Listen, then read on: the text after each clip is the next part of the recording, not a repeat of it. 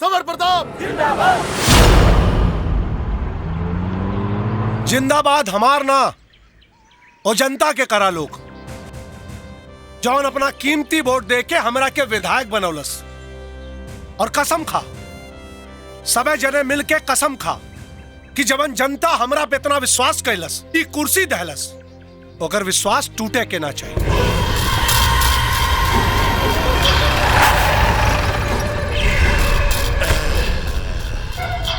संग्राम हमार भाई हमार दोस्त है आज सीना से लगा के करेजा हमार गदगद हो गई है। अरे ठकुराइन कहाँ बाड़ू? अरे देखा क्या आइल बा? आवा बैठा बैठा। पर आज अचानक कैसे बिना बतौले? तू कहाँ बतौला? हम पता लगा ले ली। का ना बताओनी और का पता लगा लेला? अरे भाई ये कि प्रिया बिटिया अपन पढ़ाई पूरी करके आवतिया हाँ? आ गए नहीं हम आशीर्वाद देवे अपन बेटी के। हाँ भाई आशीर्वाद लेवे कहा हमरा बिटिया के बनेला काहे कि 10 साल बाद वापस आवतिया।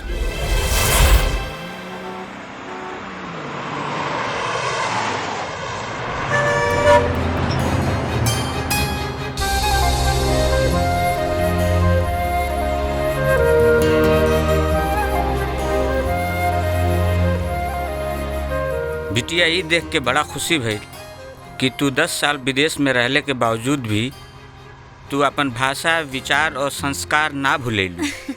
कैसे भुलाई काका, यह तो एगो धरोहर रहल जे हमेशा हमरा के यहाँ की याद दिलौले रहल। वैसे एक बात बताई काका, जौन बात हिंदुस्तानी पहनावा ओढ़ावा में बा ऊ बात कोनो और पहनावा में नहीं खे।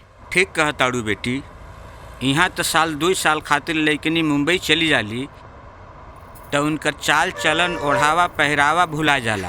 अरे यहाँ तक कि वो अपन भाषा हिंदुस्तानी छोड़ के गिड़बिड़ गिड़बिड़ इंग्लिस्तानी बोले लागेली। अरे संग्राम भाई साहब नमस्ते। नमस्ते नमस्ते भाभी जी नमस्ते। रहुआ तो एकदम में भुला गई नी, आज अचानक कैसे याद आ गई? अरे भाभी जी याद तो उनकर आवेला जिनका भूलल जाला। हाँ आप लोग तो हमरा दिल में बसल बानी भाई। अच्छा ठीक बा, रहुआ लोग बतियाई, हम चाय नाश्ता लेके आवतानी। ले आवा जल्दी हो जाए। और सुनाओ संग्राम, काम काज कैसन चलत बा? अरे मर्दवा काम काज के तो मत पूछा, अब तो सब काम काज हमर बेटा रंजीते संभाल ले बा। रंजीत इतना समझदार हो गए बा कि काम काज संभाल ले। हाँ, अरे भाई वो तो प्रिया बेटी के आवे के खुशी में मंदिर गई हवे पूजा करे। मंदिर? इस शैतान के घर में साधु कहाँ से पैदा हो गए है?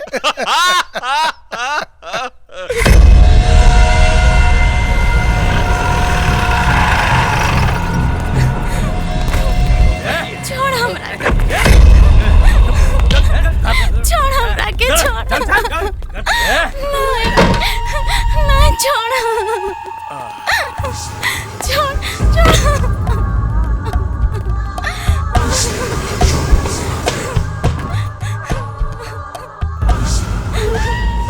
कारे तोरा के हमेशा उठवा के मंगवाए के पड़ेला।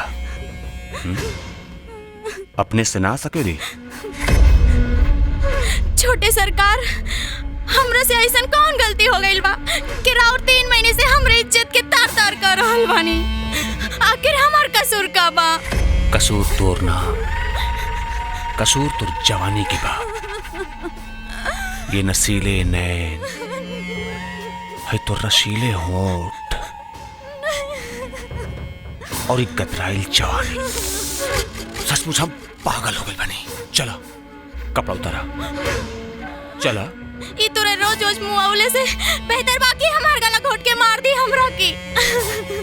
वो कहावत सुन ले बड़ी की ना, भैंसा जौन खेत पर लार चुआ देला वो खेत के उजाड़ेला ना, बल्कि भैंसा वो खेत के बड़े प्यार से धीरे धीरे धीरे चरेला। चला चला कपड़ा उतारा। ना तो जनते बड़ो कि जब हम कपड़ा उतारिला तो कितना तकलीफ होला। ना मालिक हमरा के छोड़ दो। अरे छोड़ दे।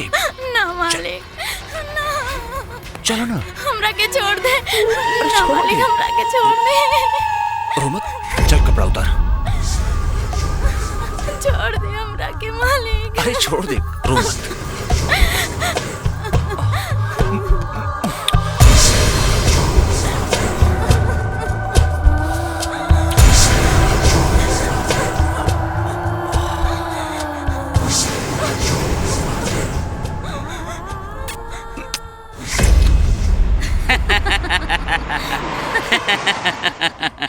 अच्छा चाचा, हाँ? एगो बात बताई। बोला। बाबूजी तोहरा के भेज देलन, खुद काहे ना एलन? हाँ अरे बेटी, उनके फुर्सत रही तब नहीं है। जब से विधायक भेल माने तब से उनके रोज जनता दरबार लगाता। हाँ। एक गोड़ यहाँ रहता तो एक गोड़ पटना में। बाकी भाई साहब, रउआ से एगो शिकायत बा। हाँ, कैसे शिकायत हो? रउआ तब्बे आवेली जब ठाकुर साहब घर में रहेले। वैसे तो रउआ के दर्शन दुर्लभ हो जाला। हाँ अच्छा ही बात है। तब आपके शिकायत तब हमेशा खातिर दूर हो जाई। वो कैसे? अरे मर्दबा, बचपन में कई मंगनी याद बा कि नेता बनला के बाद से भुला गेला तू। कैसन बात करता रहा संग्राम? अपना हाथे से प्रिया और रंजीत का मंगनी कहनी, वो भुला सकीले का हम? हाँ, अतः कोनो बढ़िया सा मुहूर्त देख करके अब वो दोनों के ब्याह करा दा। हाँ। फिर तो हमेशा अवल जवल लगबे करी ना। मालिक मालिक मालिक, बड़ा गजब हो गई मालिक।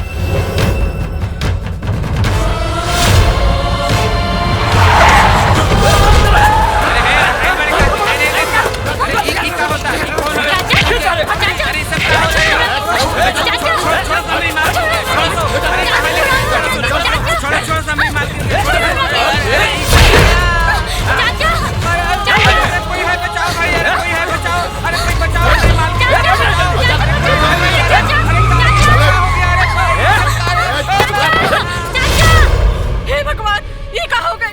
हमार बेटी गुंडन के काम निकलस। वो हमार बेटी के शांति, ए, शांति, शांति, कुछ ना हो। ए, शांति, शांति, शांति, शांति।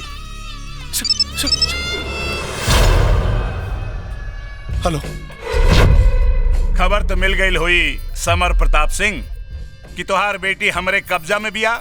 क्या बोला था? क्या बोला था? दिलावर। दिलावर? अरे हाँ, वही दिलावर जेकर ठेका तू संग्राम सिंह के दे देला और हमार 2 करोड़ रुपया के नुकसान कर देला। अब अगर तू अपना बेटी की जान और इज्जत सलामत चाहत बाड़ा तो 2 करोड़ रुपया भेज दा और अपना बेटी के ले जा। लेकिन इतना जल्दी इतना रुपया कहाँ से? अरे लेकिन बेकिन किंतु परंतु के समय नहीं खे।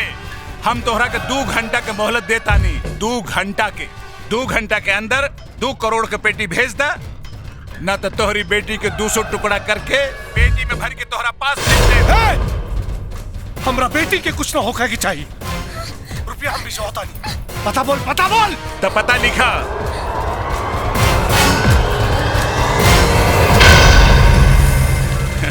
जब सीधी अंगुली घी ना निकले तो अंगुली टेढ़ी करे के पड़ेला। हे मगरुआ। जी मालिक। अरे जो कोनो नाचे वाली के बंदोबस्त कर। अरे 2 घंटा पास करे के बाद जो।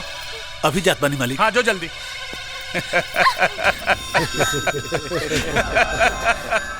विदेशी डांस तो बहुत देखले होबू, अब तनी देसी ठुमका के मजा ला। शांति, शांति, शांति। हमार बेटी कहाँ भी? कुछ ना। हमार बेटी के ले आई थी। शांति, पता चल गई बा फिरौती का मामला। हम 2 करोड़ रुपया भेज के बेटी के अपने मंगवा ले, लेके आई अपना बेटी। समर, कौनो पैसा वैसा ना दे ओकरा। तो खाली हरामी के पता बता दे हमरा। 2 करोड़ रुपया ना, 2 करोड़ गोली मारा वो हरामी के, और तब जाके प्रिया बेटी के लेके आई। ना, पागल मत बना।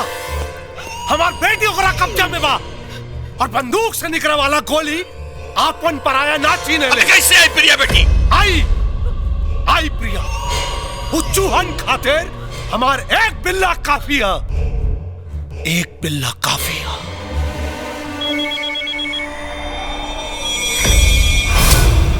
प्रणाम बाबूजी। शंकर, दिलावर प्रिया के उठा के ले गई बा। हमरा के हमार बेटी चाहिए। और दिलावर के मौत शमशान बना दे ओकरा डाके। जी बाबूजी, काम हो जाए।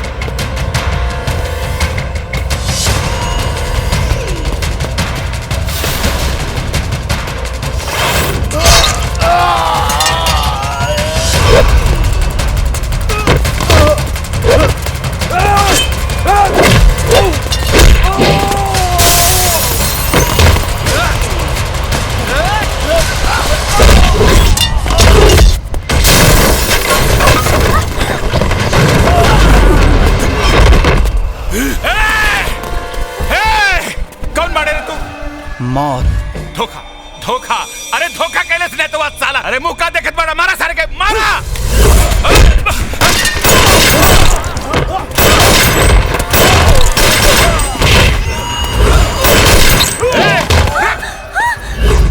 न तो लड़की के गटा ही रहते। फेंक, अरे फेंक रिवॉल्वर, फेंक।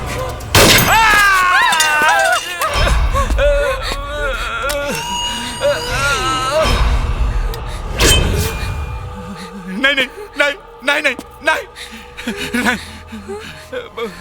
यही हाथ से मैडम जी के छुअले है ना? हाँ?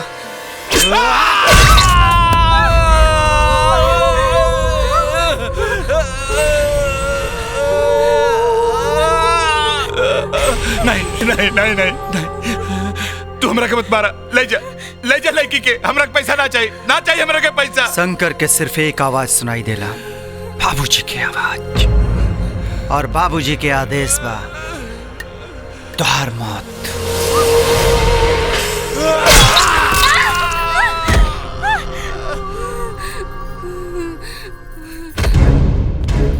ई तरह घूमला से हमार बेटी वापस आ जाएगा।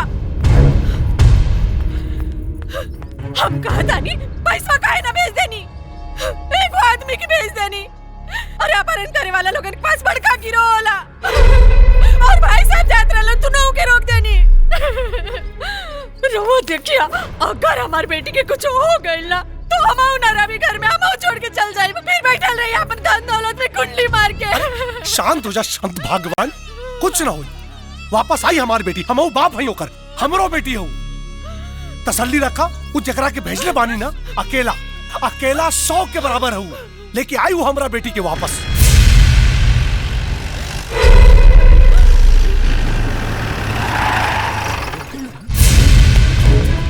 शांति, प्रिया, प्रिया प्रिया बेटी ये खून कैसे? कुछ नहीं माँ जी, थोड़ा सा खून खराबा देख के बेहोश हो गई बड़ी। प्रिया ए प्रिया उठा बेटा उठा। प्रिया अरे नारायण जी जाओ पानी लेके आओ। जी। पानी लाओ। प्रणाम बाबूजी। प्रिया उठ ना बेटा। बाबूजी मैडम जी के कुछ नहीं खे भाई, बस थोड़ा सा बेहोश हो गई बड़ी। प्रिया हमरा के तोरा पे फक्र बा बेटा। प्रिया बेटे ली उठ ना। मलकिन, पानी ली। हाँ दे उठा बेटा। प्रिया आँख खोला बेटा। नारायण जी। पकड़ चल माई। चला बेटा चला। नारायण पकड़ा पकड़ा तनी मलकिन। आवा बेटा आवा। चला चला बेटा आवा।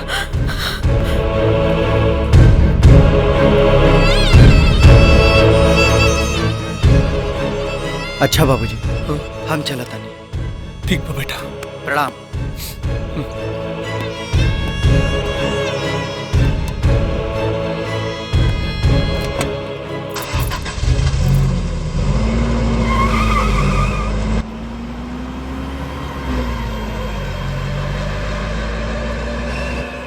कहो यह है तोर बिल्ला।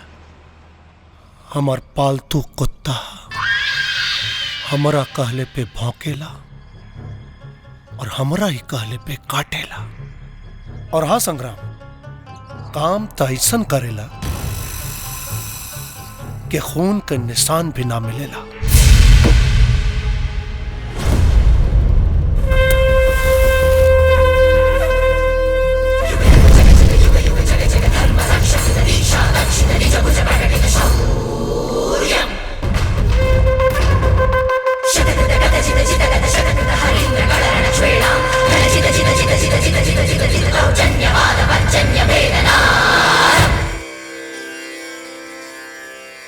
बुझाता आज फिर कहीं से नरसंहार का क्या आवत बाड़ा।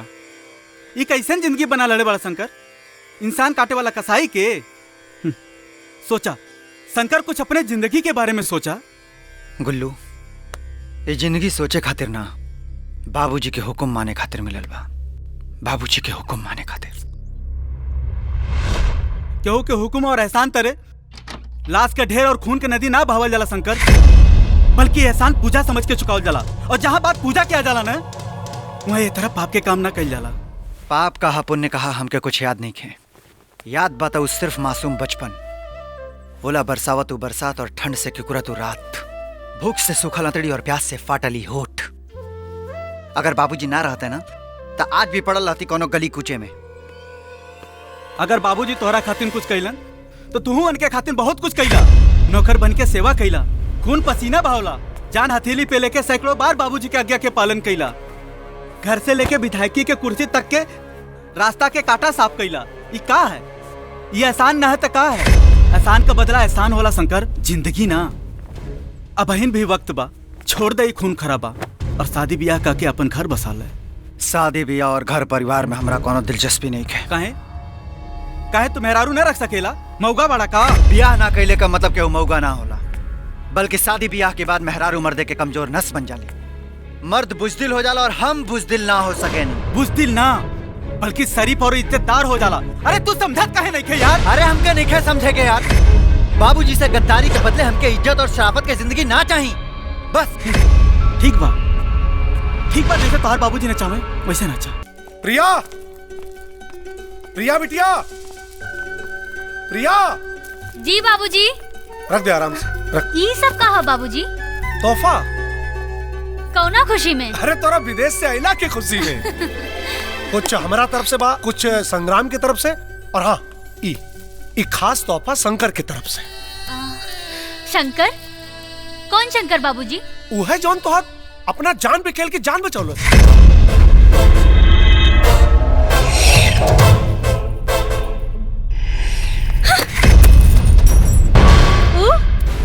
उ जल्लाद, उ कसाई, और जौन इंसान के गाजर मूली जैसन काट देलस। नफरत करीला इस आदमी से हम बाबूजी। ए बेटा, अगर उन्हान के गाजर मूली की तरह ना काटत ना तो उस साले तोरा के काट देते। कैसे काट देते बाबूजी? अरे उनकर मांग तो सिर्फ पैसा रहल। तब पैसा पेड़ पे ना उगेला, मेहनत करके कमाई जाला। और ये बात की कौना गारंटी रहे हैं? कौना गारंटी रहे कि पैसा पाइला के बाद वो सब तोरा के छोड़ देते हैं? ए बेटा सुना, वो इंसान ना जानवर रहले से, और जानवर के ही भाषा में समझावे के पड़ेला। समझावा अपना बिटिया के। बाबूजी। हाँ?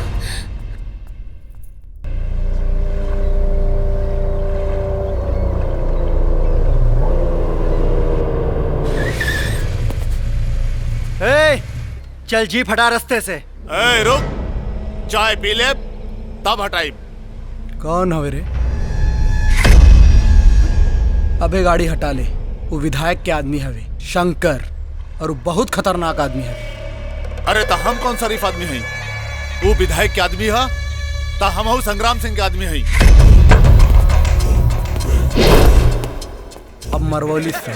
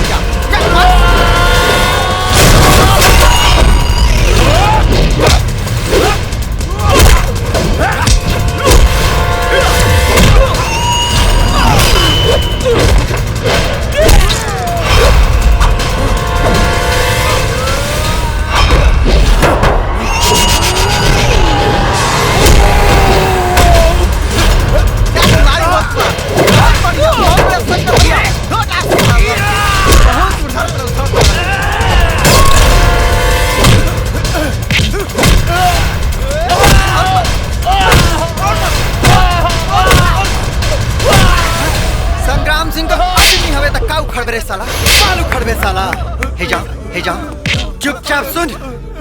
आज के बाद अगर हमारा रास्ता रोक ले तो नीचे से डंडा डाल। हाई जितना जनी तोरा साथे वालो सबके लेके जो।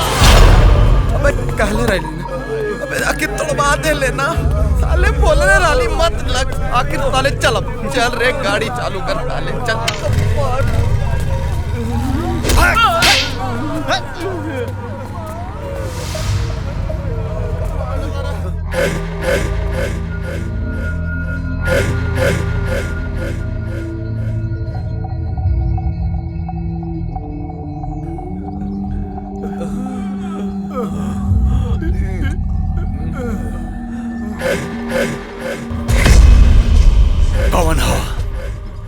कौन हो साला गुस्ताख जौन अपन मौत के न्योता दे देलस? छोटे मालिक को विधायक के आदमी शंकरवा है। शंकर जासन और कुत्ता के पकड़ के लेके आवसन। हमू तो देखी कि उस साले का पिछवाड़े में कितना दम बा। जासन रुक जो।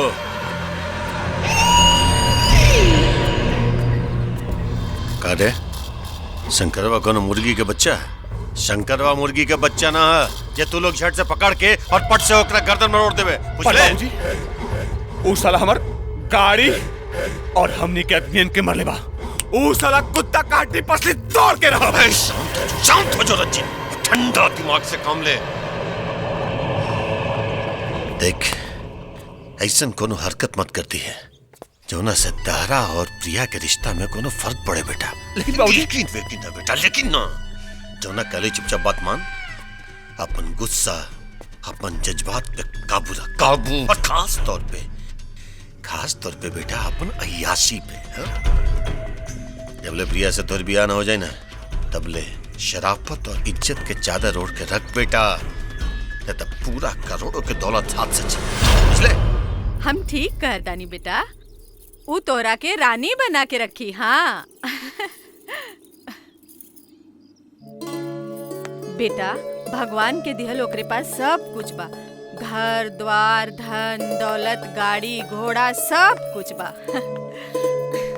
माई जिंदगी के गाड़ी धन दौलत गाड़ी घोड़ा के बल पे ना बल्कि अच्छे जीवन साथी के बल पे चलेला। और वैसे भी जौन आदमी के हम जल्दी समझनी ना ओकरा साथे शादी के लिए हाँ कैसे कह दी। बाकी बेटा बिल्कुल सही कहा दिया। हमार बिटिया बिल्कुल सही कहती है शांति। ई रउआ कहता नहीं। प्रिया के अपना जीवन साथी चुने का पूरा अधिकार बा और ये अधिकार एकरा के मिला के चाहिए। जा बेटा रंजीत के अच्छी तरह देखभाल ला, जांच पर रखला, फिर जवन तो हर दिल कहे ना हमरा के बता दिया। अगर तू हाँ कहबू तो हाँ हुई और अगर ना कहबू तो ना हुई। सच बाबूजी? हाँ बेटी। थैंक यू वेरी मच बाबूजी। ई रवा कैसन अधिकार दे देनी प्रिया के? अगर वो मना कर दे तो का होई? शादी कैंसिल। हाँ, ये बिया ना होई। और वादा के का होई जोन संग्राम भाई जी के संगे कैले वानी? ऐसा न भाग्यवान क्यों नेता कैसन जवन अपन वादा पूरा करे।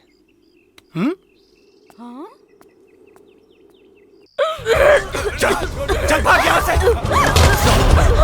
बाबूजी हट हट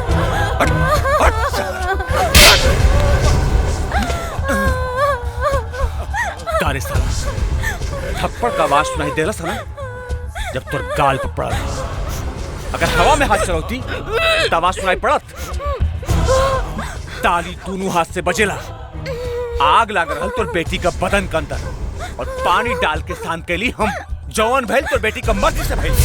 अब तुर बेटी अपन पेट फुला लेलस तो हम तो खरीद हम तो करी ना मालिक ना मारी हमरे बाबूजी के। सरकार मुआ दे लेकिन हमने बेटी के अपना ले। हाँ अपना ले। तो बेटी के अपना ले। हाँ।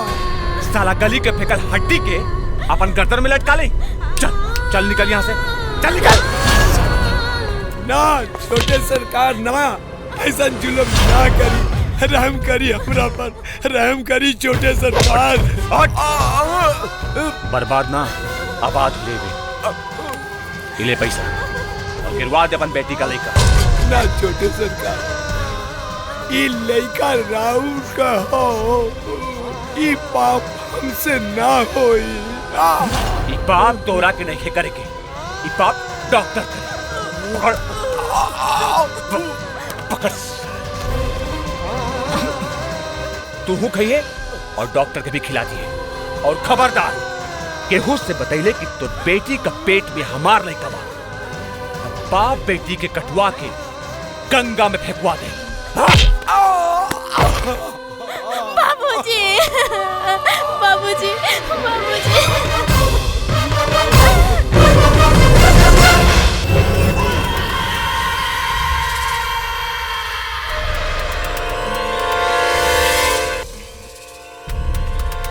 सब गुड़ गोबर हो गई। इतना मना कहला के बाद भी सला उहे भैल जौना बात के हमरा डर रहे। अरे सारा अपन आदत से बाजी नहीं बतू। तारा सारा कुकरम ना खुद अपना आंख से देख लेलस। अगर बाप आके साला शादी तोड़ देलस। अरे करोड़ के दौलत गई तर हाथ से। ऐसे कैसे चल जी बाबूजी। रुआ चिंता मत करी।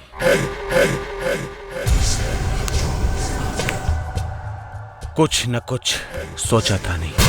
कुछ सोचा समझे का जरूरत नहीं के संग्राम। फैसला हो चुकल बा। अब ये शादी ना हुई बस। अरे भाई लेकिन एक बार हमार बेटा रंजीत के बात तो सुन ले समर। सुने सुनावे के कोनो जरूरत नहीं खे। ऐसन कुकर्मी लड़का से हमार बेटी के बियाह ना होई। चली जी चली। ठीक बा बेटी आप लोग के हा जॉन फैसला करी। लेकिन हाँ जॉन कुकर्म प्रिया अपन आंख से दिखले बड़ी वो हम ना हाई कैले बा। अरे साला बताई लोग के बता कि सच्चाई का हो। जी विधायक जी वो को कर्म हम ही कहले बानी और फुलवा के बाप यही के शिकायत लेके छोटे मालिक के पास आए। झूठ बोलत आई।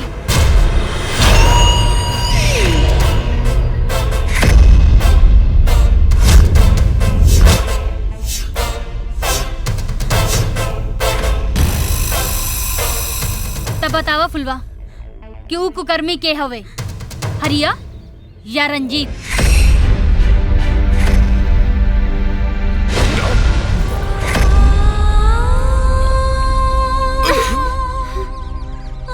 मेम साहब, छोटे मालिक।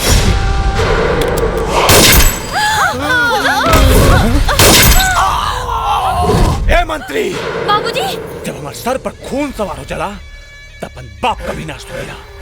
बोल तो तुरंत खुंबाई उड़ा दी। नहीं, इज्जत से ब्याह करते, दुल्हन बना के ले जाए।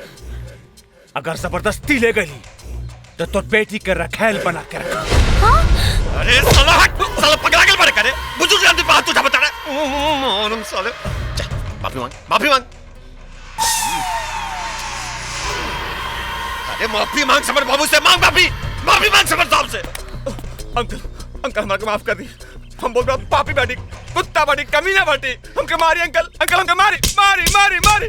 अंकल हमके मार दी, गोली मार दी, गोली मार दी अंकल। हमके मारी ना अंकल, हमके गोली मारी। हट, शरीफ आदमी के हाथ में बंदूक दे बता रहे, पगला गिल बड़े, कुछ होसे आवाज नहीं के। लाई समर बाबू।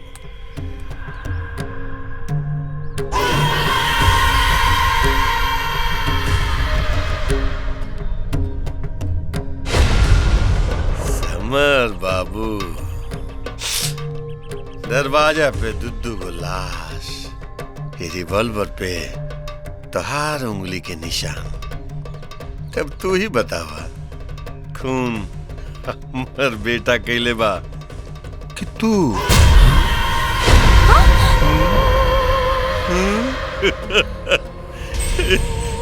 समर बाबू देखे, भला ये में बा कि हमर बेटा रंजीत के तो अपन बेटी प्रिया से ब्याह करा था। बात ऐसे कैसे दब जाए? हाँ, नहीं तो काल के अखबार में खामखाई हेडलाइन छपी कि समर बाबू के घर से 2 लाश बरामद और समर बाबू खूनी। 2 दिन के बाद हम 6 का लेके आए ब्याह। चल रे बेटा।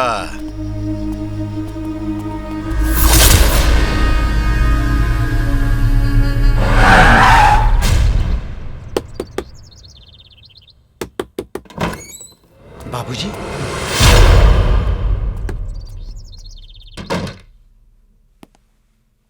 बाबूजी, आप अचानक से यहाँ? कोनो बात रहला तो हमके बुलवा ले रहती। आप आवे के कष्ट काहे कहीं? बात दरअसल हमरे मान और सम्मान पे आ गई बा, इसे खुद चल के आवे के पड़ल। आदेश करी बाबूजी, खुद के गर्दन कटवावे के बा कि दूसरा के काटे के बा? दोनों को जरूरत पड़ सकेले, काहे कि सवाल हमरा बेटी के जिंदगी के बा। बात दरअसल ही बा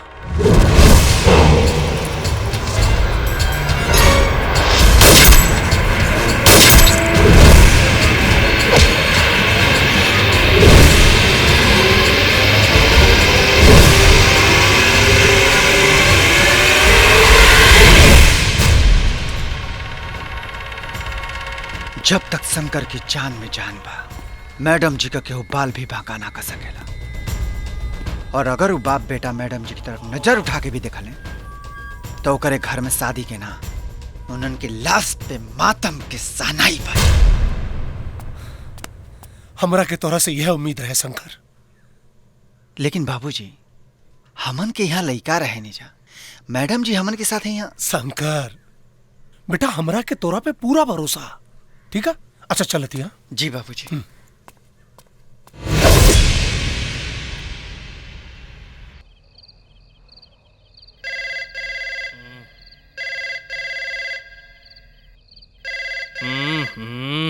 दारू ठीक से नहीं के पिए दे। कौन सरवाए घरी फोन करा था? इंस्पेक्टर रंगीला, बड़े बड़े तुर्रम के पैंट कर देनी गीला। हम डीआईजी बोल रहे हैं। जय हिंद सर। हो जाए सर, कौनो परिंदा पर ना मारी सर। हाँ सर, पक्का हो जाए सर। जी सर, जय हिंद सर। अरे बाप रे बाप, जान बच गिल रे दादा। कहो देखला इनकर तक खुदे पैंट हो गल गीला।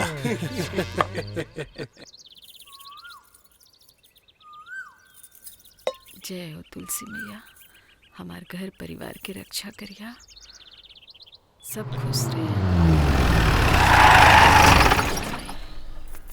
भाभी जी प्रणाम। प्रणाम भाभी जी। प्रणाम। भाई साहब ई सब का बा? शगुन? अरे शादी के शगुन। बुला इस समर के।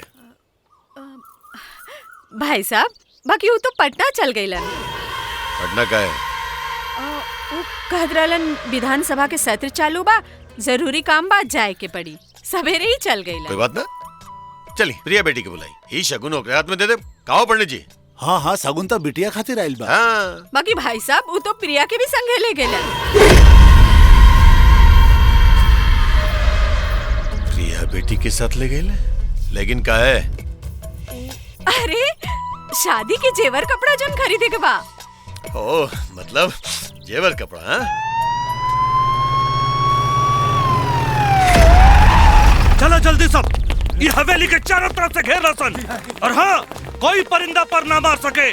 और देखो कोई गुंडा मवाली नजर आए ओकरा गोली मार दिया सन। भाभी जी प्रणाम। प्रणाम।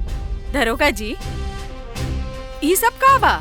दरअसल मंत्रालय से आदेश आइल बा कि राउर हवेली के सुरक्षा बढ़ा देवल जाओ, कहे से कि अपने जान माल के खतरा बा। खतरा?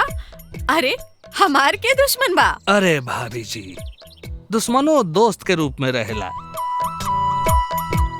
खैर कोनो बात के चिंता नहीं खे। हमार नाम है इंस्पेक्टर राजवीर रंगीला। बड़े बड़े तुर्रम के पैंट कर देनी गीला।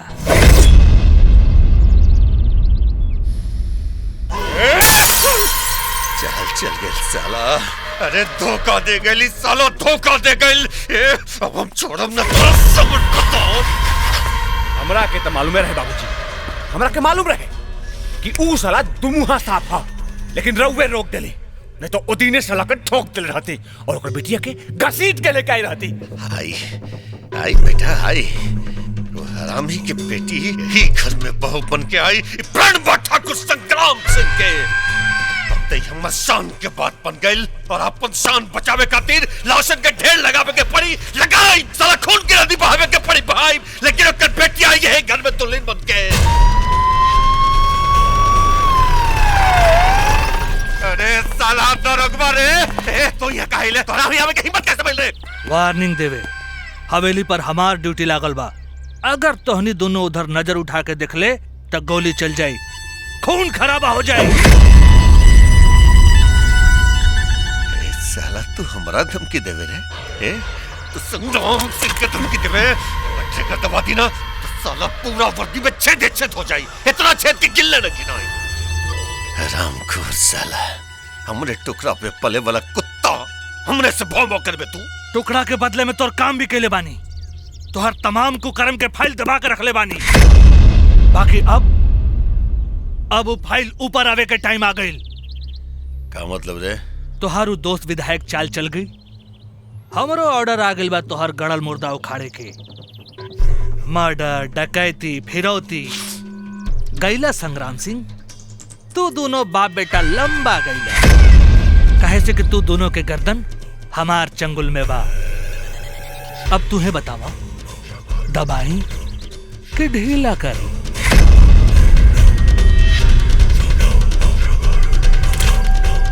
जितना मुंह खुलवे उतना मिल जाई रे। ई भइल काम के बाद। और हाँ, एगो पते के बात बतावा तनी। तोहार दोस्त विधायक अकेले पटना गइल बा, ओकर बेटियो हवेली में नइखे। पता लगावा, ढूंढा ओकरा के। अच्छा हम ढूंढी, हम ही पता लगाई तो तू का ओल चोतवा? ओल ना चोथब, हमहू पता लगाई आ तू दोनों भी पता लगावा, ठीक बा? साला हरामखोर दरोगा। रंजीत। जी बाबूजी। देखो विधायक की बेटिया कोना बिल में भी है। हाँ हाँ ये बिल हा, मुर्गी के दरबा। यहाँ तो हम एक पल ना रुकब और एक जानवर के साथ तो बिल्कुल ना। मैडम जी, यहाँ जानवर ना इंसान रहेले। अच्छा तू अपने आप के इंसान समझत बाड़ा अरे तू ता जानवर से भी गैल गुजरल बाड़ा। यहाँ तो पता ना कैसन कैसन बास आवता। हमार तो दम घुटत बा, हिजा दम घुटत बा।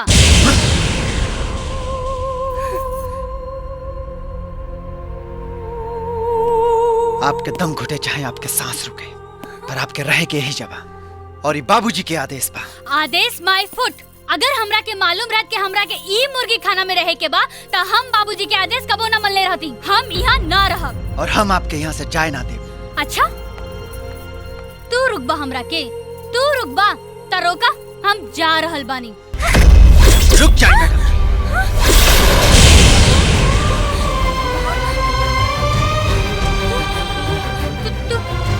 तू हमरा के मरबा? हमरा के मरबा तू? अरे हम अपनी आप के मार ले मैडम। प्लीज मैम साहब मान जाई, वरना ही अपन जान दे दी। जान दे के भी बाबूजी के दिहल वादा के टूटे न दे।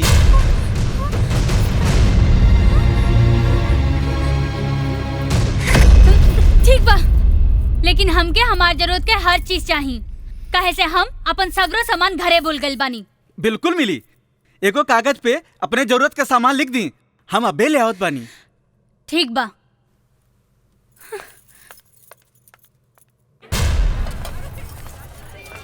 ए सुन, एकरा के कहीं देखले बाड़े? नहीं। ए, एकरा कहीं देखले बाड़े? नहीं। ए, रुक। का बात बा भाई? ये लड़की के कहीं देखले बाड़े?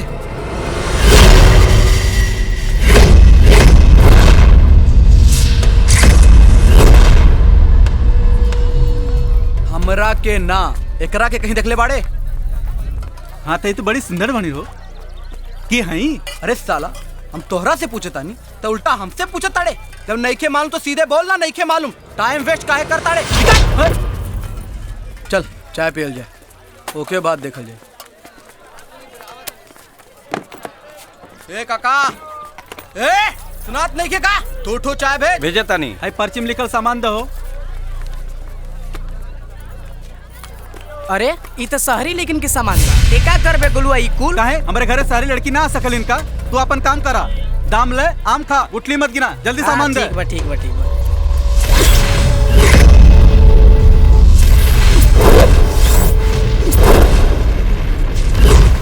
अबे ये तो शंकरवा के दोस्त हवे। देख बितासा की दुकान पे। चल पीछा करल जा, चल।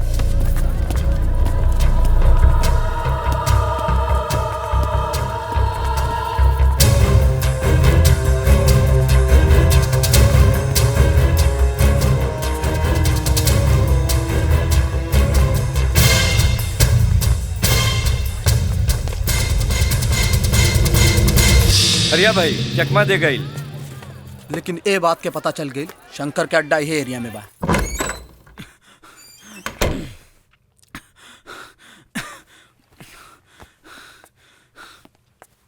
अरे गुल्लू, ऐसे कहाँ फदाड़ा? कोनो साढ़ पीछे पड़ गया लका? साढ़ ना शंकर, कुत्ता। कुत्ता? हाँ, संग्राम सिंह के कुल कुत्ता पीछे पड़ गई लन। वो कुल तोहरा के कहाँ बैठा गई ना? मैम साहब के फोटो लेके चारों तरफ ढूंढत बाटे। एकर मतलब वो यहाँ भी आ सके ना सा। गुल्लू, ऐसे पहले कुल यहाँ हुआ सा, हमन के जगह खाली करे के पड़ी। ठीक बा। जा मैडम जी से कहा अपन सामान बांध ले। सही बा। आज ही जगह खाली करे। ठीक बा ठीक बा। मैम साहब अपन सामान सब पैक कर लें, जगह खाली करे के बा। काहे? कुछ गुंडन के डर से? वैसे तो बड़ा सूरमा बनेले। हाँ, 100 पे अकेले भारी पड़ेले। अब का डरा गईले? जाके पूछा। ठीक। मैम साहब पूछत बानी, डरात काहे बाने? हम डरात नहीं थे गुल्लू, यहाँ तो जे आई वो अपनी जान से जाई। बाकी बार बार खून देख के उहे बेहोश हो जाली, जो कह दे उनसे। ठीक बा। मैम साहब खून देख के आप बेहोश हो जाली? हाँ? खून देख के ना, एगो कसाई और जानवर देख के। जो जाके बोल दो। मैम साहब एगो कसाई के देख के बेहोश हो जाली। गुल्लू, ए समय मैम साहब एगो जानवर है, एगो कसाईये की छत्र छाया में बाड़ी। जाके बोल दे उनसे। अरे बस करी लोगन, जाके बोल हाँ, हम कौन धोबी के कुत्ता है का? कल फैसला तुहन लोगन, जाता नहीं हम अपन काम करे। छोटे मालिक आ गए। कारे हरिया, कुछ पता चलल? कुछ नहीं छोटे मालिक। जैसन की तू बतौले रहले कि शंकरवा का दोस्त लड़की का सामान खरीदे बाजार में आई रहे, एकर मतलब लड़की शंकरवा का साथे भी है। गली गली चप्पा चप्पा छान मारा सन, पता लगते ही हमरा के खबर कर। आई मैम साहब, खाना खा ली ना तो ठंडा हो जाई। ली शंकर भैया, तुहन लोगन खा ली, हम बाद में खा लेब।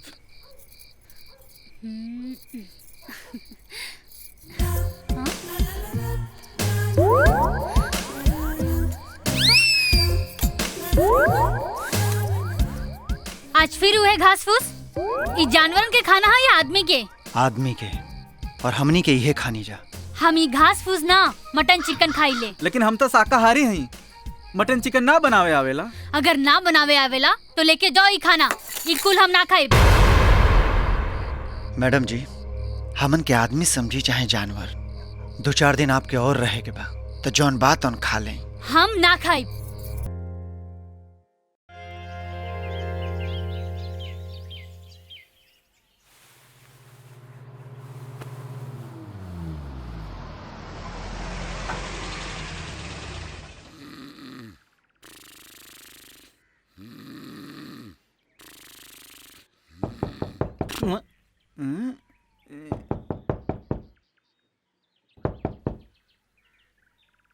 पता नहीं कौन सवेरे सवेरे आ गए।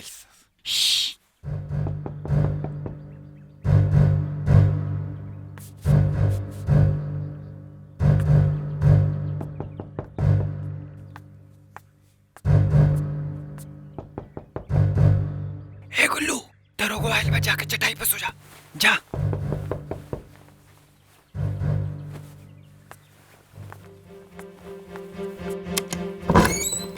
अरे दरोगा जी, आप इतना सवेरे सवेरे? सब ठीक बा ना? मेम साहब के बुलाओ। मेम साहब? अरे अबे हमार ब्याह शादी भइल नहीं है तो मेम साहब के कहाँ से बुलाई? हाँ?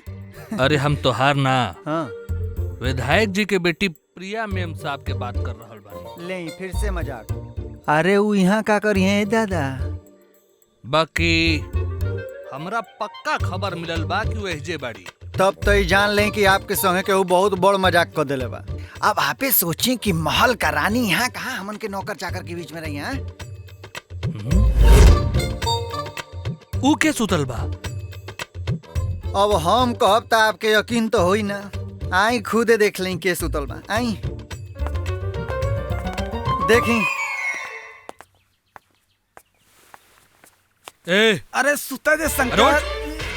अरे दरोगा जी, आप का नाम बा तोहर? गुल्लू। उल्लू? उल्लू ना साहब, गुल्लू गुल्लू। ते प्रिया मैम साहब के देखले है? हम कहाँ से देखब साहब? कहाँ वो महल के रानी, हम कुतिया कहानी। कहाँ वो घूमलिन जहाज से, हम तरसी लेना। बुझाता ठकुराइन हमरा से झूठ बोलले बड़ी।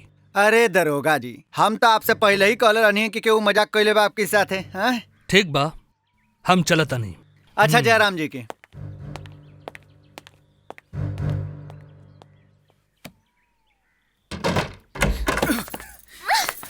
काहे रोकला हमरा के? शायद हमार माई कोनो संदेश भेजले हुई है। अरे कोनो संदेशा उन्देशा ना भेजले रहली है। आई ललो एजा सूंघे खातिर। सूंघे खातिर काहे? दरअसल उस संग्राम सिंह के बहुत बड़ा कुत्ता है। अगर संग्राम सिंह के पता चल जाये कि एजा बानी आप, तो संग्राम सिंह बारात लेके चले थे एजा। हमरा तोहरी बात पे कोनो भरोसा नहीं खे। हमके हमार माई से बात करे के बा। बात पे भरोसा नहीं खे तली कॉली अपनी माई से बात। हाँ।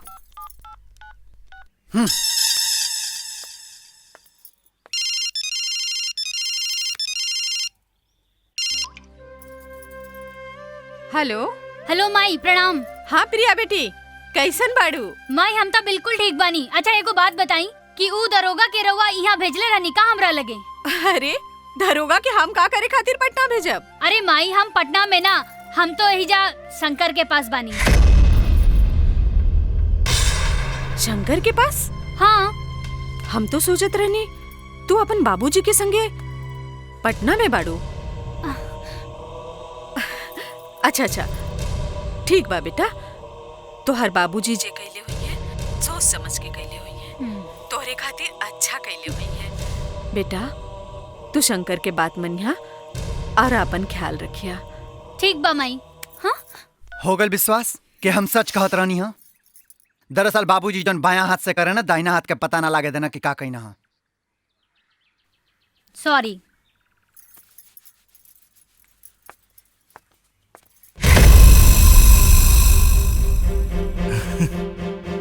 दरोगा से दुगले।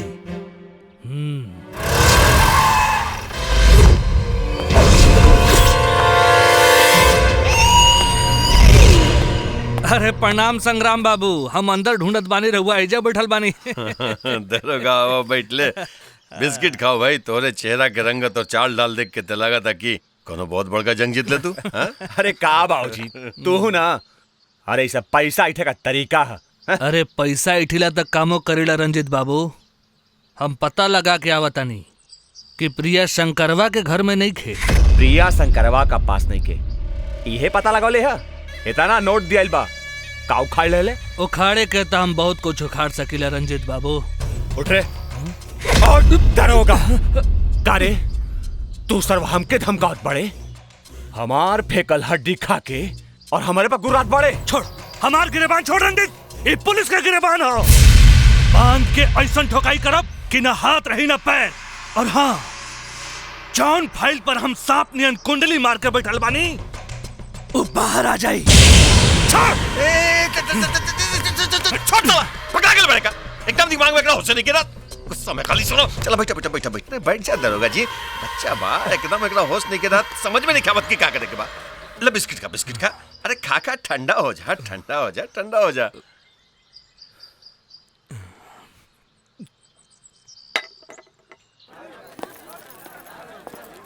हरिया भाई, 2 दिन हो गल फील्डिंग लगावार, शंकरवा ना लोकल। लौकी जरूर लौकी, ओकर दोस्तों लौकी और शंकर के अड्डा कहाँ बना उहो पता चली। आखिर बकरा के माई कब तक खैर मनाई?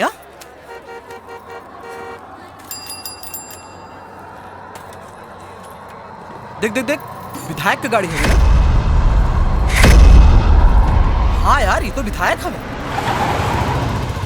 लेकिन विधायक का घर तो यहरियन बा। ये गलियों में कहाँ जात पड़े? चल चल पीछा कर।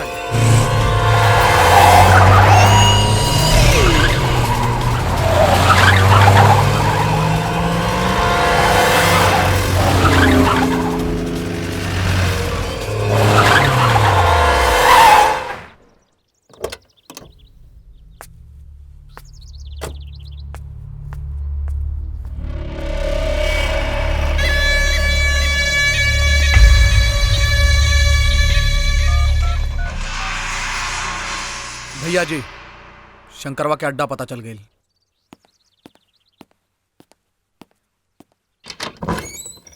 अरे बाबूजी प्रणाम। जी अतरा। बाबूजी बाबूजी कैसन बानी बाबूजी? हम ठीक बानी, तू? का बाबूजी हमरा के कहाँ छोड़ के चल गई निहा? ई मुर्गी के दरबा में। बेटा कुछ जरूरी इंतजाम करे करे। अब हो गई ना, हमरा के यहाँ से लेके चली। वैसे भी हमार तो यहाँ दमे घुटता। बस बेटा 1-2 दिन, बस 1-2 दिन के बाद पहले वो बाप बेटा के जेल भिजवा दी, ओकरे बाद तू आजाद पढ़ो, जहां मन करे घुमा। हमार बच्चा।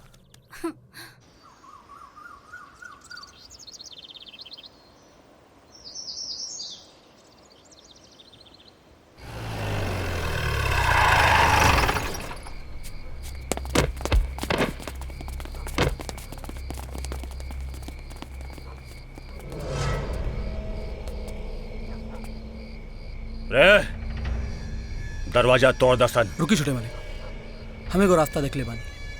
पीछे को पाइप बा जेकरा से आसानी से ऊपर जाइल जा सकेला, आसानी से अंदर आइल जा सकेला। शाकाल जी भैया, तू पीछे का पाइप से ऊपर चढ़ जाओ।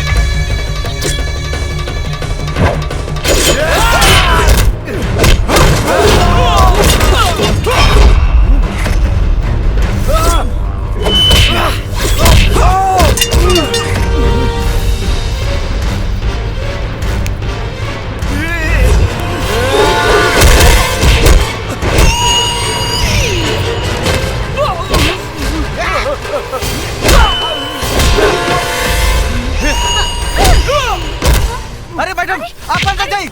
जल्दी तो आइए भाई, बस जल्दी अंदर जाइए।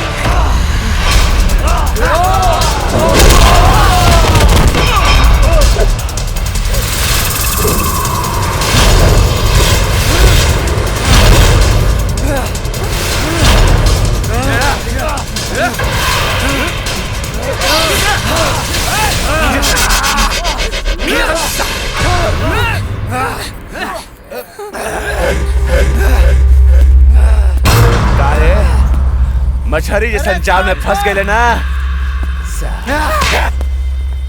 अगर मैडम जी के छू देले तक काट दे साले तो रखे। छोड़ रे साला। अयो दादा। चल चल चलो चलो चल चल बहुत चल बहुत छुप रहे चल छोड़ हमरा के शंकर ढेर बात रंजीर कहाँ था? एक बार आ जरा ना बस ना पावेला।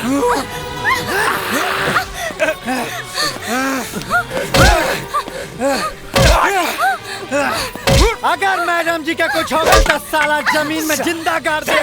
छोड़ मैडम जी के कुत्ता के बच्चा साले। छोड़ मैडम जी के। मैडम जी मैडम जी बचा सकेला। रंजीत को आखिरी दिन आ गई साले।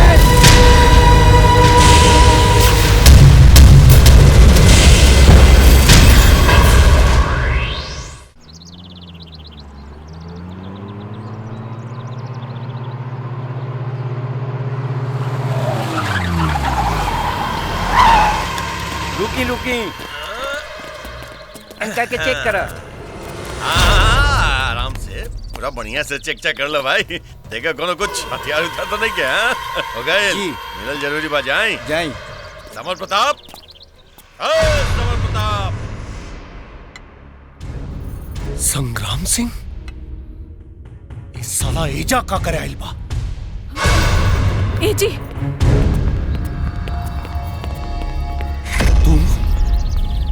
तो हिम्मत कैसे पड़ल यहाँ आवे के?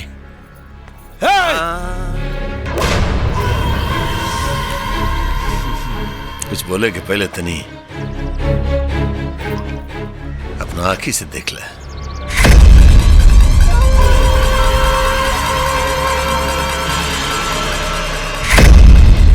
प्रिया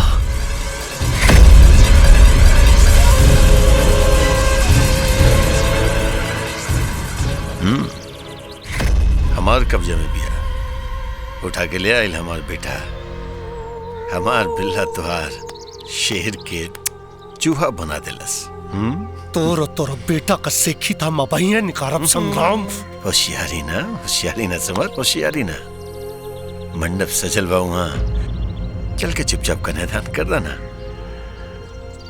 वहाँ तुहार बेटी की ढोली की जगह आरती उठ जाए। हाँ भाभी जी आई बैठी। ठीक से तू लोग ख्याल रखिया। ख्याल रखिया। हम जल्दी आओ तानी। ठीक बा। आई बैठी भाभी जी बैठी आराम से आराम से।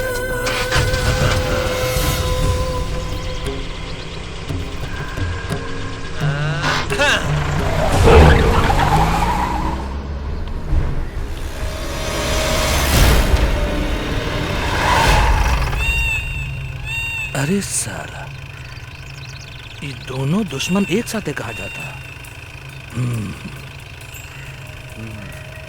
जरूर दाल में कुछ काला बा। देखल जाओ। ओम नमो भगवते वासुदेवाय, ओम नमो भगवते वासुदेवाय। रंजीत बाबू, कन्या के बुलाई। रे प्रिया के लेके आवासन। वो अभी तैयार नहीं थे मालिक, कैसे बोलाई?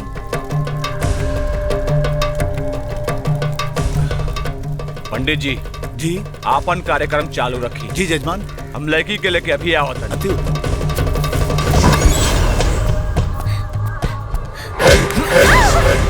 कारे तैयार काहे ना फैली? सीधी तरह शादी का जोड़ा पहन ले और चुपचाप तैयार हो जाओ, न तो बिना शादी का सुहागरात मना दे। हम कौनो कीमत पे शादी के जोड़ा ना पहनब। तू भले हमार जान लेला। तोर जान ना ले, अपन 3 दर्जन आदमियन के तोरा ऊपर छोड़ दे, जो तोर इज्जत के कुत्ता जैसे नोच नोच के खा जाए।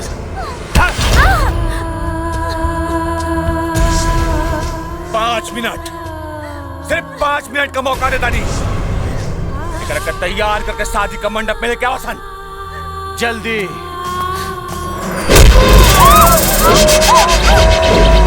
शंकर, शंकर। मैडम जी, ये क्या करता है?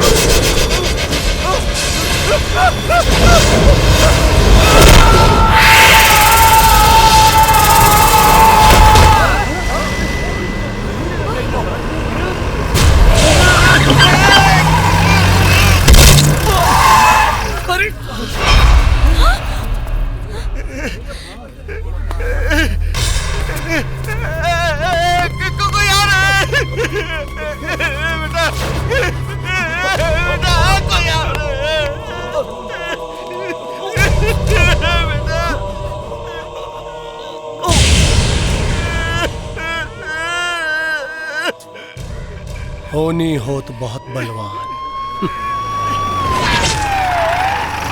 ए हटा हटा, चला हटा हटा इधर हटा।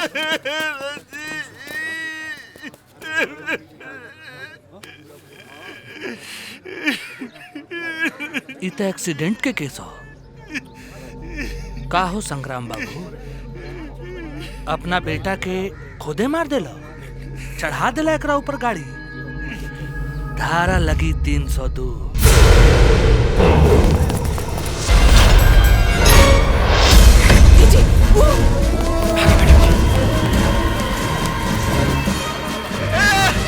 भागल जाता पकड़ दे।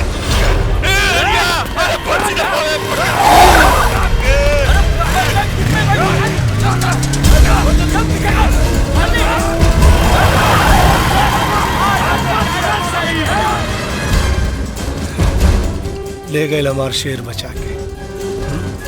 चला।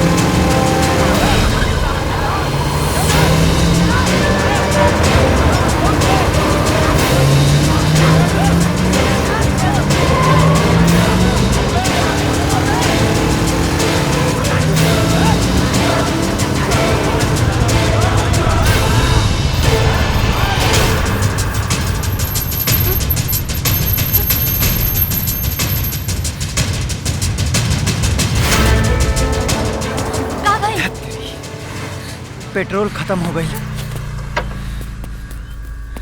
भागी मैडम जी, भागी।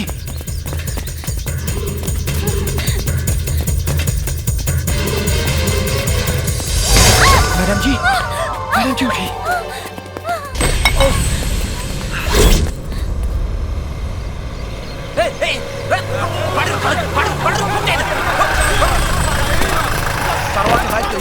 वो सरवा ही कहीं। चला और यहाँ जा मुड़ा।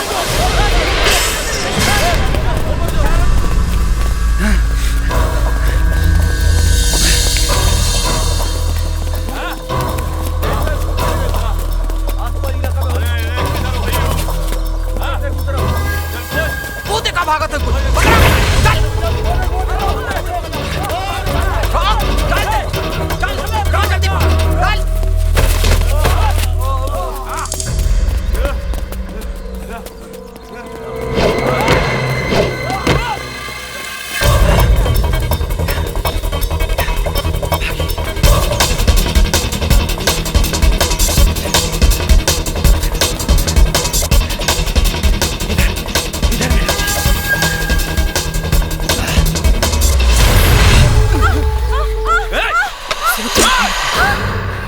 हमारी मैडम जी के जान के खतरा बा। गुंडा पीछे लागल बाना सा। गुंडा सर छुपावे के जगह दे दी।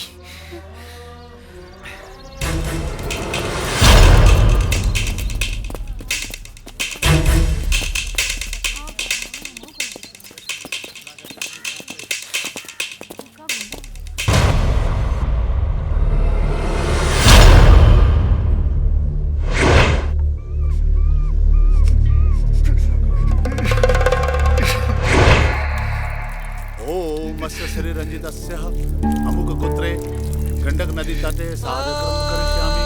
ओम सर्वे शांति पृथ्वी शांति सर्व शांति। ओम शांति शांति शांति। ओम अस्य मुखाग्नि। ओम अग्निदेवताभ्यो नमः। ओम रामदेवताभ्यो नमः। ओम स्मदेवताभ्यो नमः। ओम पंचतत्व सदृशस्यः अग्नि मुखाग्निदा संसार संपूर्ण। तोहार तो पूरा वंश खत्म हो गया संग्राम सिंह। एकरा के काल जाला भाग्य। तू जौना पंडित के अपना बेटा के ब्याहे का मंत्र पढ़े खातिर बुलौले रहला ना, उहे पंडित तोरा बेटा के दाह संस्कार का मंत्र पढ़ा था। भगवान ओकरा आत्मा के शांति दे और तोहरा के धीरज रखा के हिम्मत। समर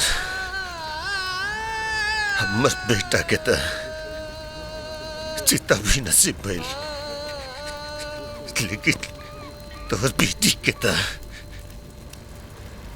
चिता भी नसीब न हो दे।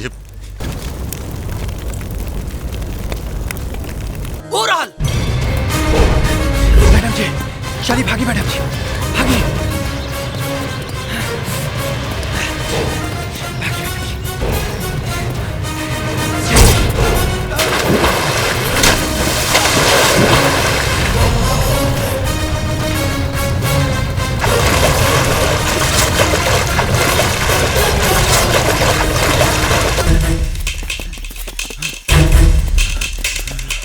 लगा था कुलहीन जंगल में घेर ला, जंगल के चारों तरफ से। चलो कुलहीन, चल चल।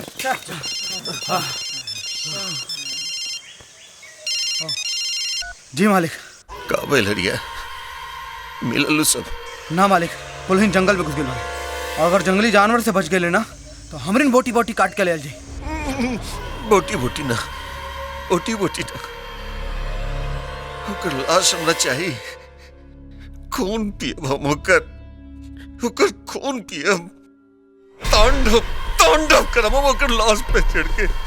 जी मालिक, लेकिन मालिक कुछ आदमी और चाहिए। काहे कि रामगढ़वा के जंगल बहुत बड़ा है। हाँ, बेइज्जत ये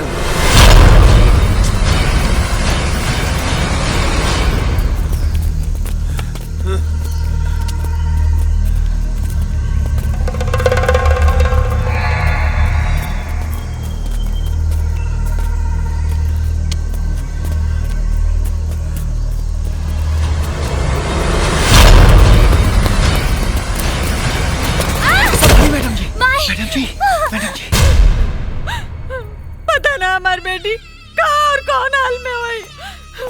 ये सब ना रवा की वजह से भइल बा। अगर हमार बेटी के कुछ भइल ना तो रवा के कबो माफ ना करब। हां, अरे फोन उठाओ शंकरवा, फोन काहे नहीं के उठावत? अरे कहाँ फोन उठाओ। तो कहाँ जरूरत रहे वादा कैले और तोड़ लेके बोली। 20 में समझौनी कि अपन राजनीति घर के बाहर रखी, बाकी रवा ना मननी। अब फंस गए हमार बेटी रवा के राजनीति के जाल में। अरे शांत रहा देवी, शांत हो जा, चुप रहा, कुछ ना हुई। एक तो साला शंकरवा फोन नहीं के उठावत, ऊपर से तू दिमाग खराब कैले बाड़ू। कुछ ना हुई, भरोसा रखा हमरा पे, तो हर बेटी के कुछ ना हुई। ए दरोगा सुन, ए संग्राम सिंह के गुंडा हमरा बिटिया के पीछे लगल बाड़े। अगर हमरा बेटी के कुछ भइल न साले तो ओकरा साथे साथे तोरो उल्टी गिनती शुरू कर दे। इंस्पेक्टर रंगीला, हम करब तोर पैंट गीला। अरे कैसन बात करत तनी विधायक जी, सवेरा होके दी, पूरा पुलिस फोर्स ओकरा पीछे लगा दे। ओकरो से ना मिली ता आर्मी फोर्स लगा दे। अरे जवन करत बड़े कर, लेकिन बिटिया चाहिए हमरा के। रवा लोगन के बड़ बोली अपन पास रखी, हमरा के ना चाहिए। हमरा के हमर बेटी चाहिए बस। एक तो रात के समय बा, ऊपर से एगो जवान लड़का के साथ हमार बेटी भी आ। अगर कुछ हो हवा गइल तो हमें कहीं मुंह दिखावे के लायक भी न रहल जाए। अरे शुभ शुभ बोला महारानी, शुभ शुभ बोला।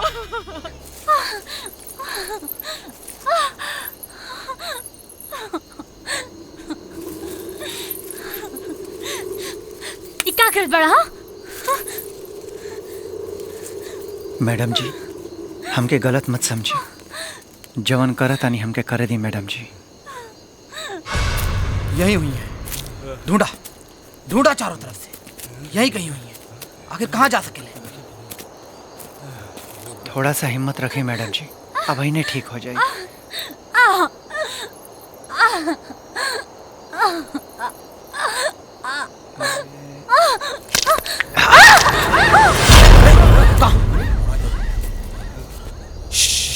वो हरिया बाड़े, ये हरिया बाड़े। जा तू हरिया जा और तू हरिया जा।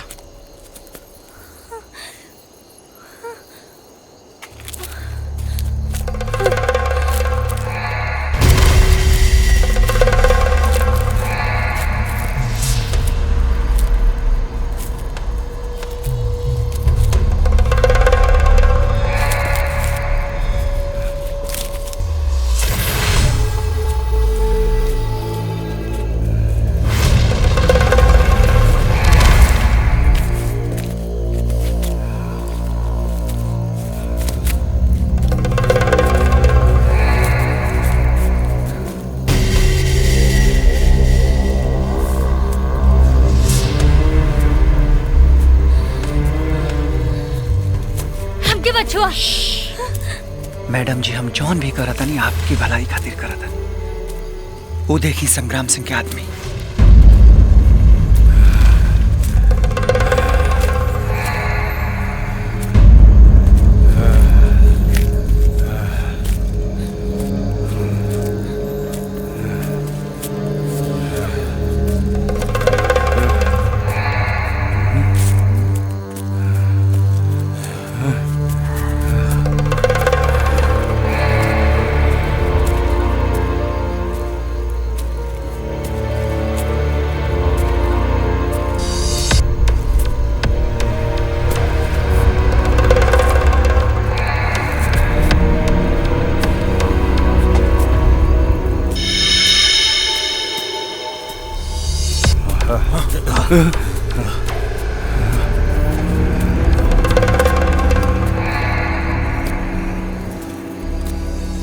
मैडम जी मचान चलिए ऊपर बैठा दिए आपके।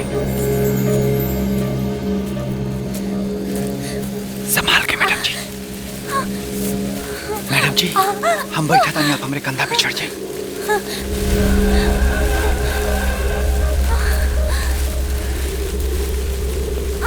संभाल के मैडम जी, संभाल के।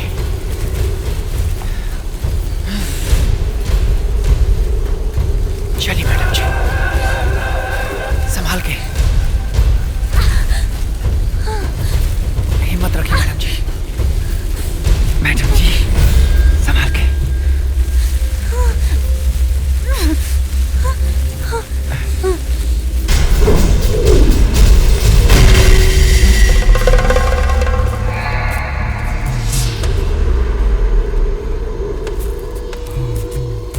तुम्हारी जा और तुम्हारी जा जा।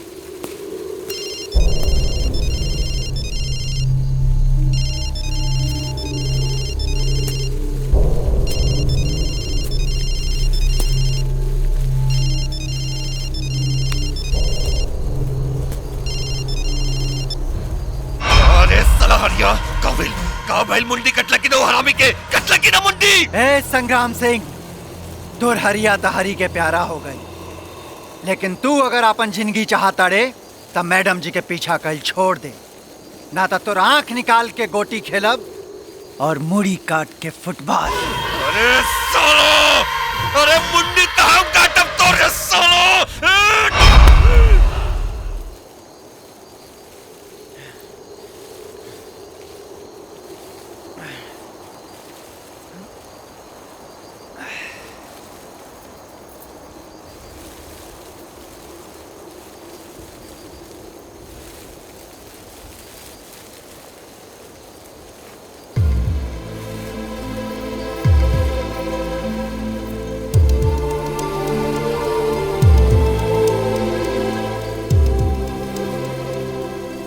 मैडम जी, आप ऊपर ही सुत रहे हैं, हम जाके नीचे सुत जाता नहीं। रहुआ बिल्कुल मत घबराई मैडम जी, सवेर होते हम आपके ले जाके बाबूजी के पास छोड़ दे।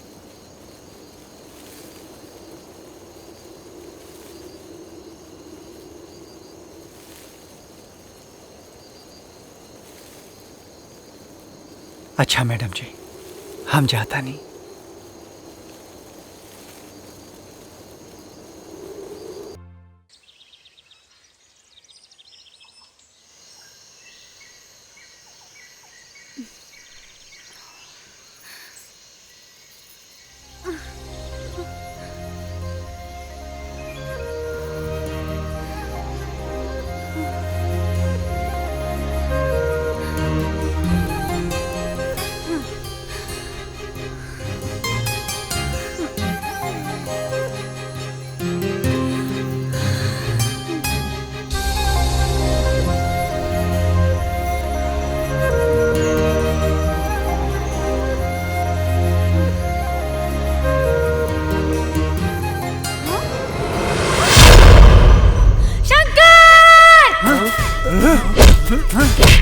अरे शंकर, ई का करत बड़ा?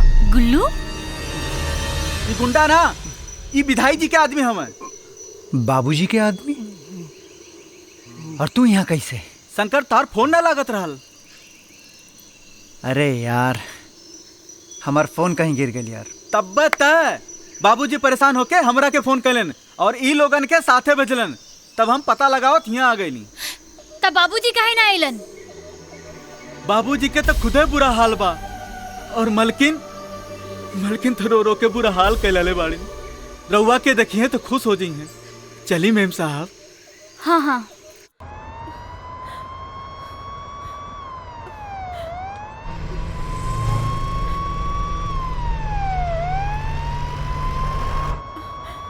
ए जी, फोनवा करी ना। फोन उठाओ शंकर, फोन उठाओ।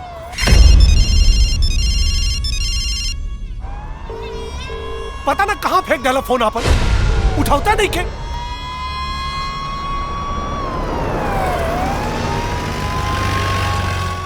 ए जी, हाँ लगाई ना एक बार और। अरे लगावत तो बाड़ी पर, जब उठाता नहीं के तो क्या करिए हम? चलिए एक बार और लगाई। अरे तय चलो भाई।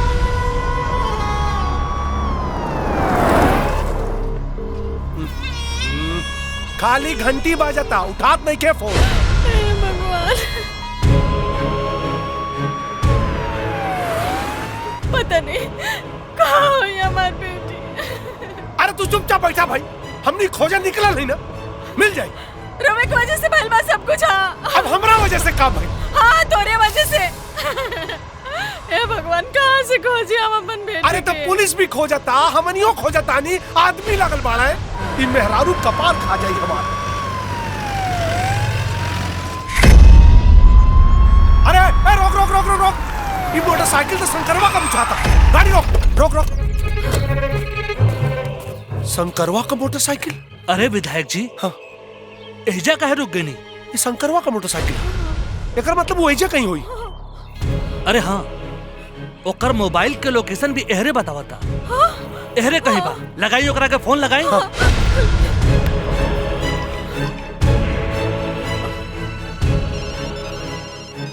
यहाँ से घंटी का आवाज आवता। आओ चलिए।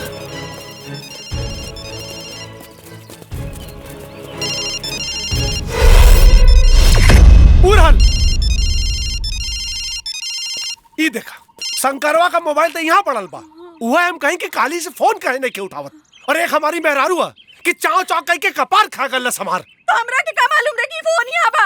हमरा के तो हमार बेटी चाहिए बस। अरे शांत रहो महारानी, हम हूँ तोहरे बेटिया के खोजे आइल बानी। ए चुपचाप विधायक रहा। जी, हाँ। विधायक जी, जब मोबाइल एजा बा त शंकरवा मेम साहब के लेके एहरे कहीं हुई। वाह, का समझदारी का बात कहला भाई, हमरा के लौंडा बुझता रे। अरे इतना तो हमहू के समझ में आवता कि जब मोबाइल एजा मिलला तो वो दोनों एजा हुई हैं, लेकिन कहाँ दरोगा कहाँ?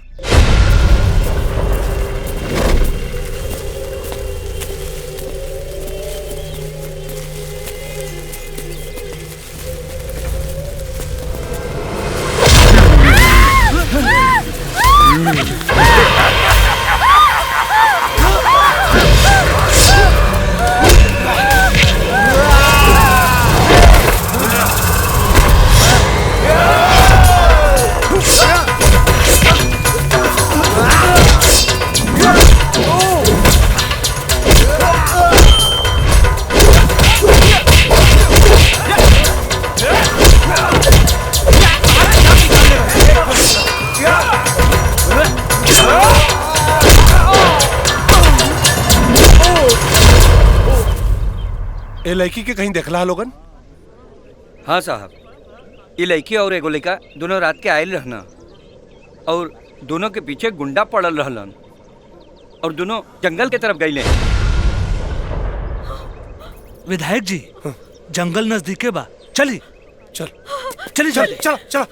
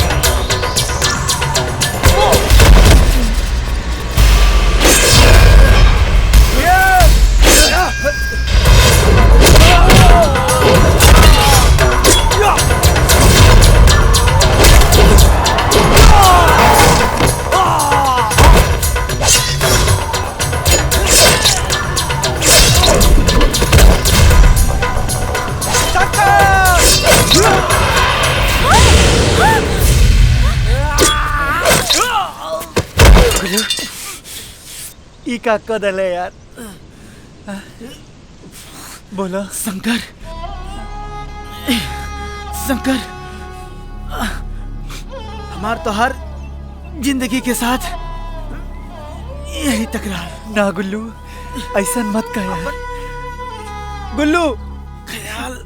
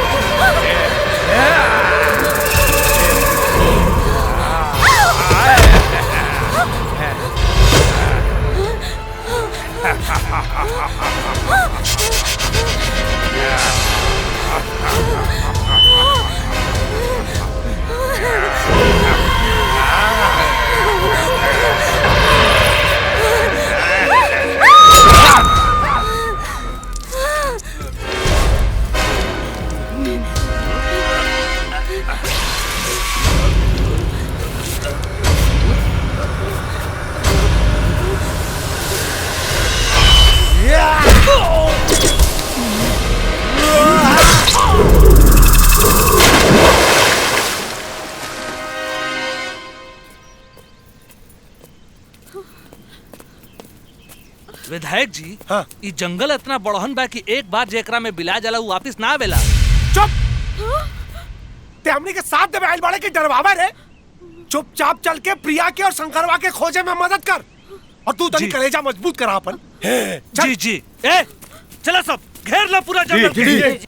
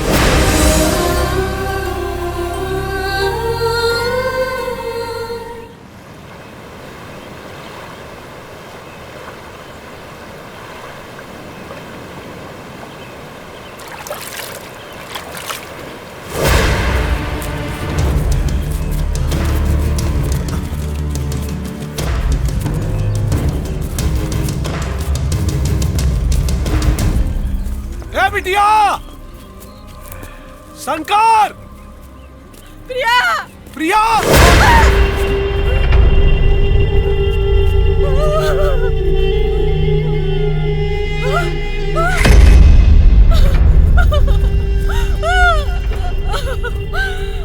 अरे हर तो लाशे लाश पड़ा बा। इतना लाश हमार प्रिया भी है। प्रिया,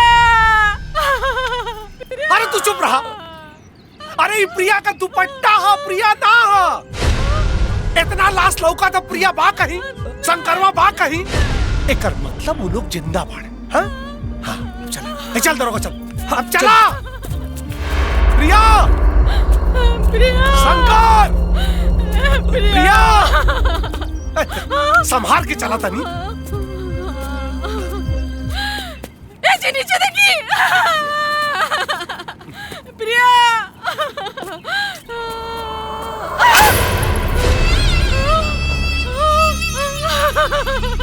ए जी प्रिया के पायल। अरे हम नहीं मेहरारू से परेशानी यार।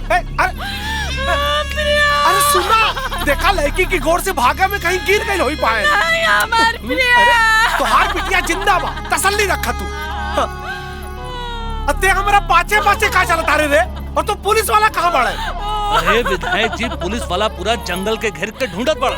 उन्हें जरूर ठहरे मिली। चलो चलो प्रिया, अरे आवा ना।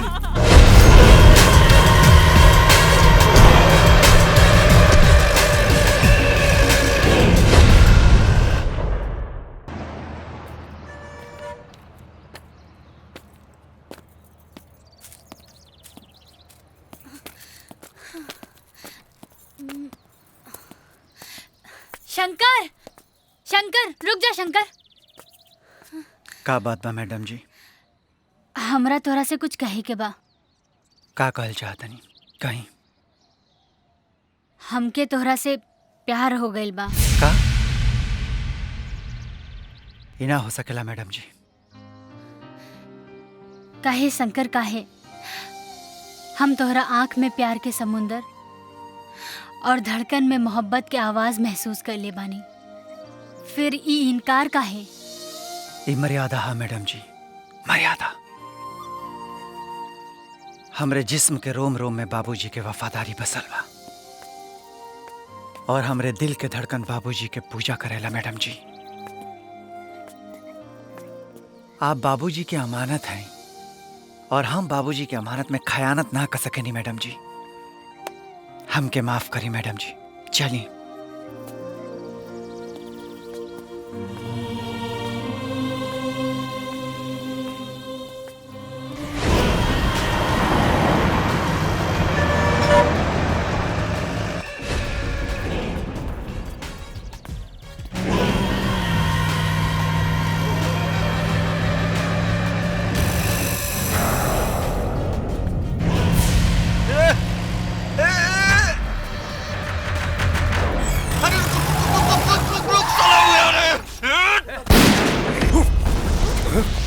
गोली का आवाज कहां से आई?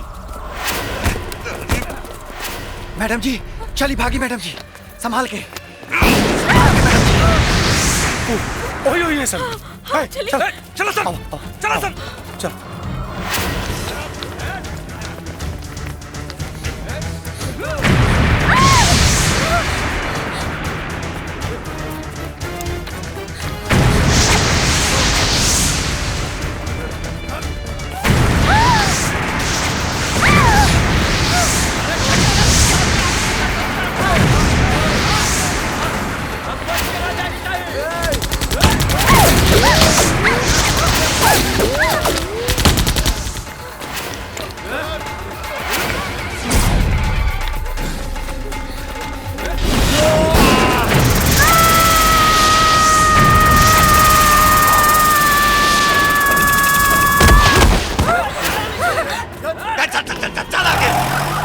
मैडम जी उठी, उठी मैडम जी।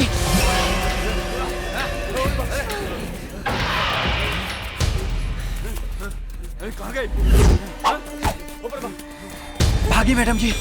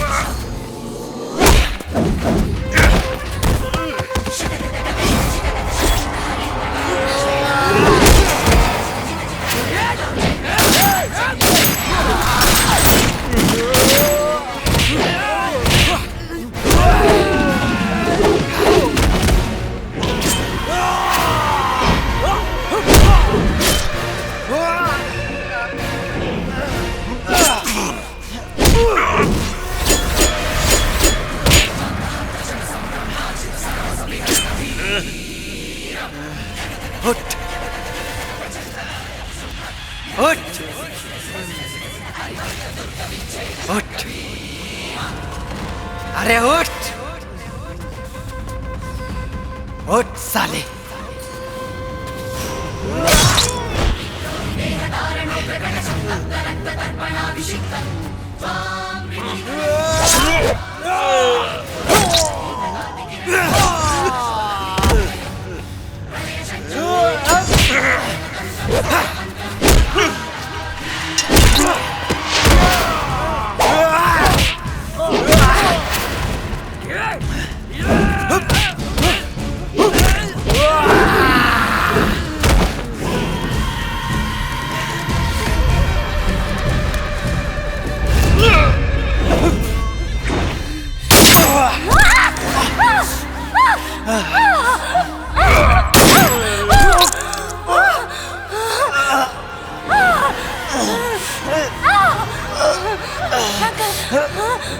मैडम जी,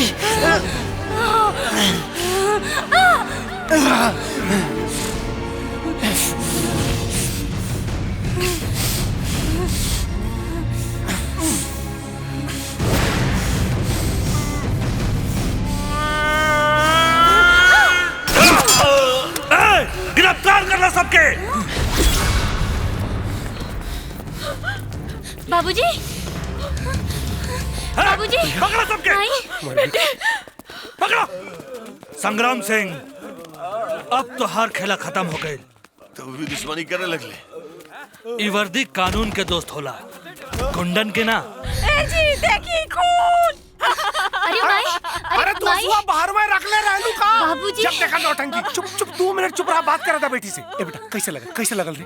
कुछ ना बाबूजी, गोली छू के निकल गई। हाँ, गोली छू के निकल गई, कुछ ना भले बेटी के, कुछ ना। चल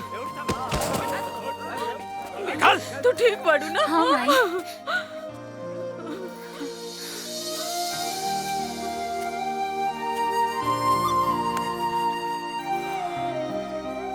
शाबाश बेटा। बाबूजी,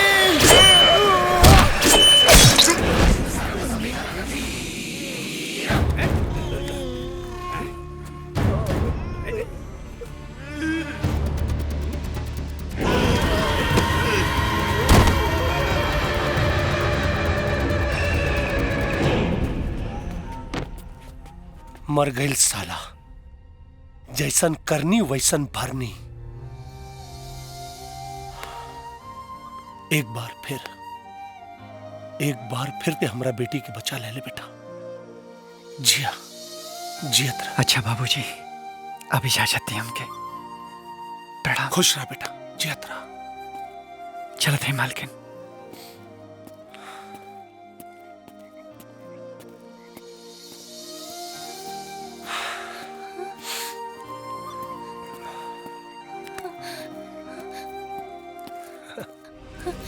बाबूजी, शंकर के रोक ली। काहे बेटी? कहे कि माई, हम शंकर से बहुत प्यार करेनी। ऐसे का घूरत तारू हो? एगो सड़क छाप लइका के अपन दामाद बना लेनी, एहू में कोनो राजनीति बा का?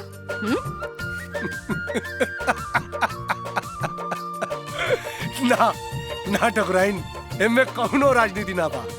हाँ, ये एक पिता के समझदारी बा। देखा, हमनी के बिटिया के इतना प्यार करे वाला, अपना जान पे खेल कर ओकर रक्षा करे वाला पति दोसर कहाँ मिलत?